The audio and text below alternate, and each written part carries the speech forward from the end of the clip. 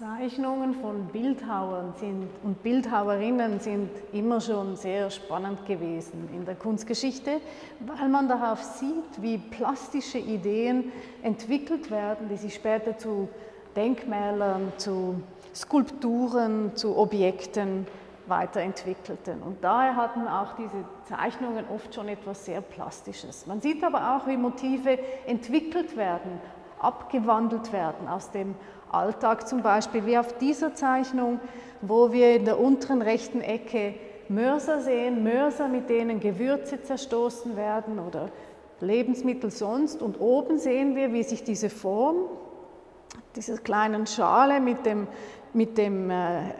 Stängel zu einer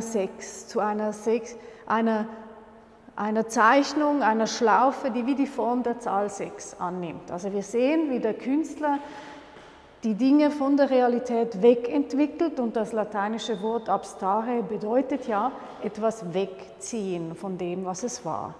Und diese Entwicklung in die Abstraktion, zu abstrakten Zeichen, zu Farbflächen, die sehen wir durch alle seine Zeichnungen hindurch. Es sind Kohlezeichnungen, Bleistiftzeichnungen, Tuschezeichnungen. Es ist ein unablässiges Laboratorium seiner Ideen, die er dann plastisch umsetzt. Außer die Schraubverschlussarbeiten, die komponiert er vor Ort im Atelier. Wir sehen auch, wie schwungvoll sein Strich ist, und obwohl wir bei gewissen Arbeiten wie hier eine Tuschezeichnung und vor allem die schwingende Pinselbewegung wiedererkennen, gibt es plötzlich hier auch all diese Figuren, die auftauchen, die noch raffiniert versteckt sind und wiederkommen und vor allem in dieser Arbeit sich dann zu riesigen Menschenansammlungen auswachsen. Das Thema der Migration beschäftigt ihn immer wieder. Er selber gehört zur Ethnie der Ewe.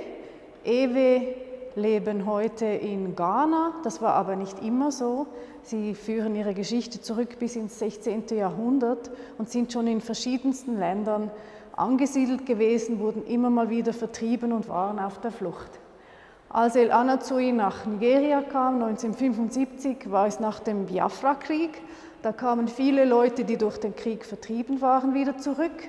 Und als er in den 90er Jahren arbeitete, da war Nigeria unter anderem unter einer sehr harten Militärdiktatur, da sind auch viele Leute wieder geflüchtet. Das ist also etwas, was er aus eigener Erfahrung kennt. Das ist ein Thema, das wir in Europa gut kennen. Das ist ein universell menschliches Thema, das er immer wieder aufgreift.